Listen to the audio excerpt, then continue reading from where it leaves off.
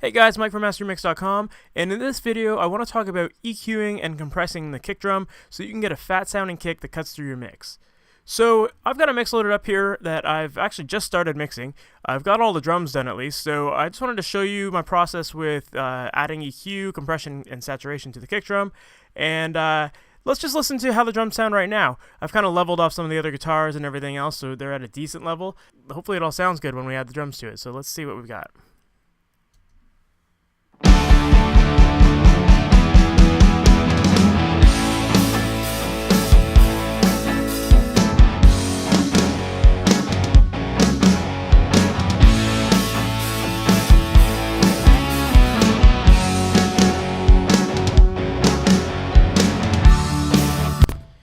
So there you go, the drums sound pretty big, pretty full.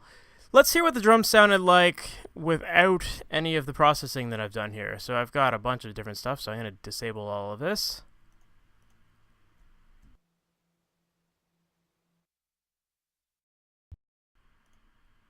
Alright, so these are the raw drums as I got them.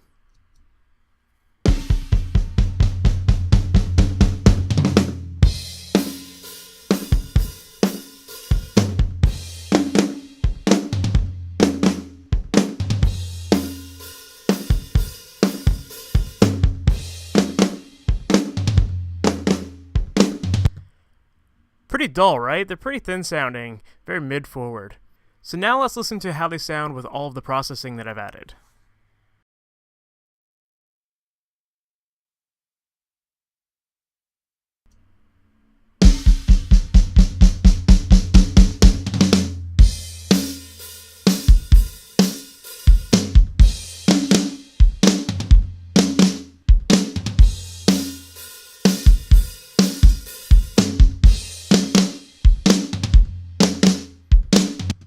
Much better, much tighter, much fuller. That's exactly what we want. So now let's take a look at just the kick drum here, and we're going to see what we started with, and I'm going to walk you through everything that I've added. First, let's listen to the kick drum with no processing, no EQ, no compression, no nothing.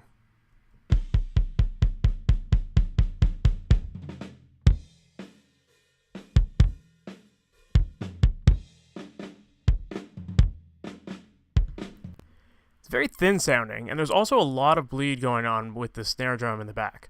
So the first thing that I like to do is usually I'll get a gate. I like using this Wave C1 gate, and I've set it so that only the kick drum hits will come through and everything below that will get cut off. So I've got a quick attack, quick release, so it recovers before the next note. So let's hear what the gate's doing. So here it is bypassed.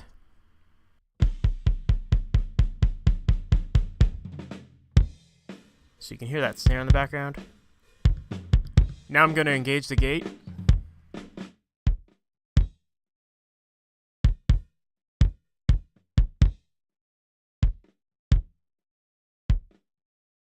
So that's the first step. Really clean it all up, get rid of any bleed that's going on in the background, the snare, hats, or anything else that's there.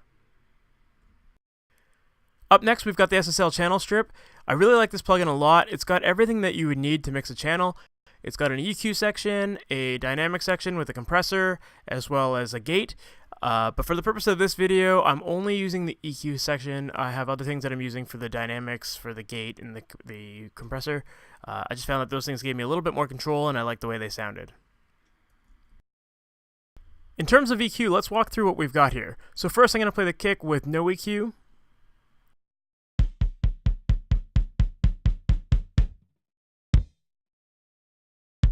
And now with the EQ engaged.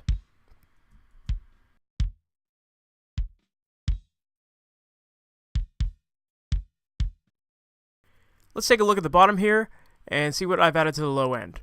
It looks like we're adding about 3 dB of gain happening around 50 Hertz. It's a bell boost, 47 Hertz to be exact. And I'm going to play it with the boost engaged so you can hear how it sounds. And then I'm going to take it out so we can see what we're missing. So here it is with it in.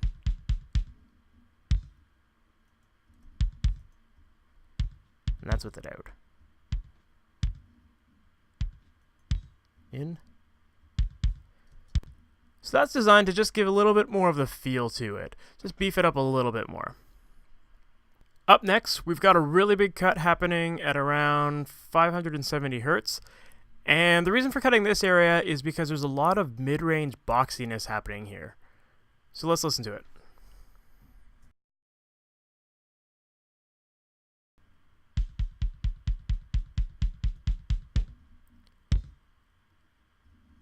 You can really hear that honkiness. And when you cut it, you get that. And if you boost it, that's when you can really hear what I'm cutting there. I'm just going to bring that down. So a lot of times on kick drums, usually around 500 hertz to sometimes up to 900 hertz, there's a lot of boxiness, depending on where the mic was positioned and how the drum sounds and the tension of the skin, all sorts of different factors. But usually in that range there's some boxiness that you can really cut out, and that helps make your kick drum sound a lot tighter. Moving on to the next thing, I've got a bit of a boost going on around 3.2K, and this is designed just to get the slap of the beater. So here we go. So that's essentially what I'm boosting.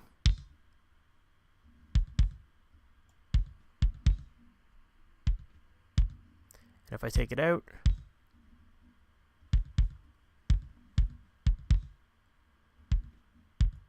with it in, just adds a little bit more slap to the kick, which is going to help it cut through a denser mix. And last but not least, one of the big boosts that I usually use is at 8K. And depending on how heavy of a mix you're using, if it's just like a rock mix, you can get away with adding a little bit of this. But if it's something like a metal mix where you need to really go through a wall of guitars, you got to slam this thing. But for the sake of this mix, I found it was sitting right about here. So let's listen to how this sounds, and I'll take it out so you can hear what the difference is.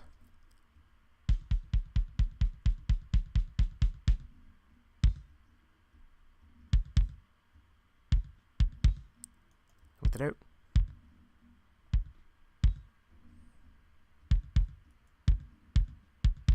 So this just adds a little bit more slap to it as well, a little high end. And if you were to boost it, that's what you get.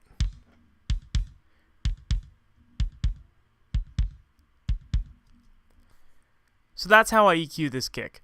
So let's listen to it one more time with the EQ out, and then I'll bring it back in again.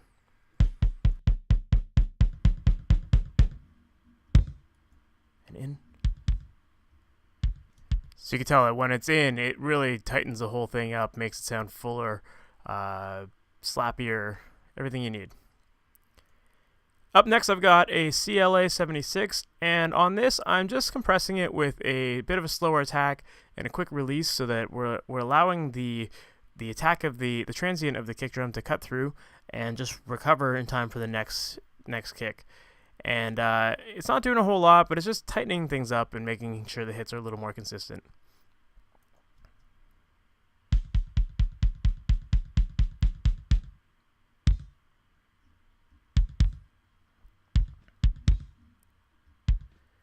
And here it is with it out.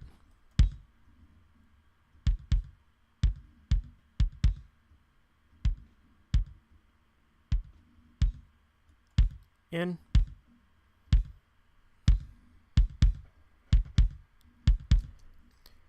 So with it in, it gives it a little bit more punch, lets the attack cut through a little bit more, and it puts it a little bit more in your face. After that, I've got the Spl Twin-Tube. So with this, I just wanted a little bit more bite on the kick, and so I've added some saturation and harmonics to it so that we can get a little bit more of that mid-range punch. So here it is without.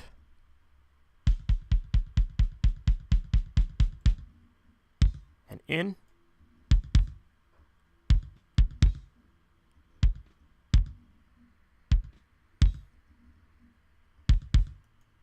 Out.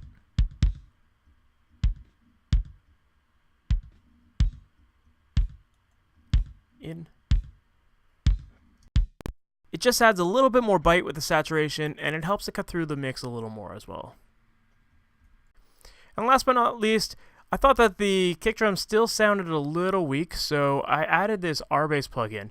And what this does is it amplifies harmonics of, in this case I've set it to 40 Hertz, so it'll create harmonics which will help the kick drum cut through on smaller speakers. So if you have a laptop or earbuds that aren't really designed to handle a ton of low end, this will help you hear it a lot more. So here it is with it off, and then I'll put it back in.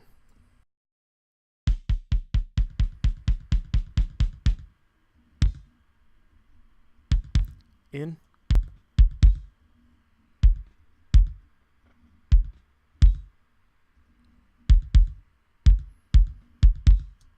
So it really fills it out, makes it sound a lot bigger. So I'm going to bypass all of the plugins on the kick so you can hear what they all do when I bring them back one by one. So here it is with nothing.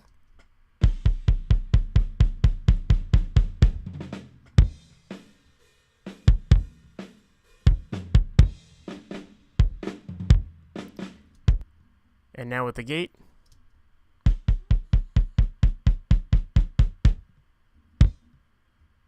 I'm going to add the EQ now.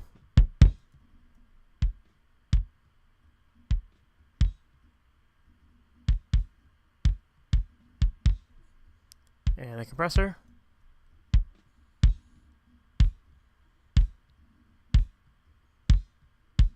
Saturation.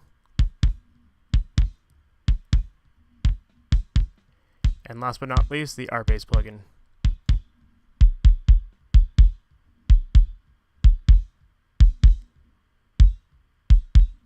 Now I'm going to disable them all again.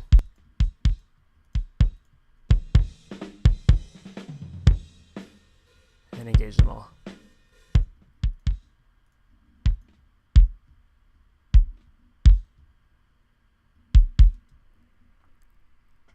There you have it, guys. A really big difference.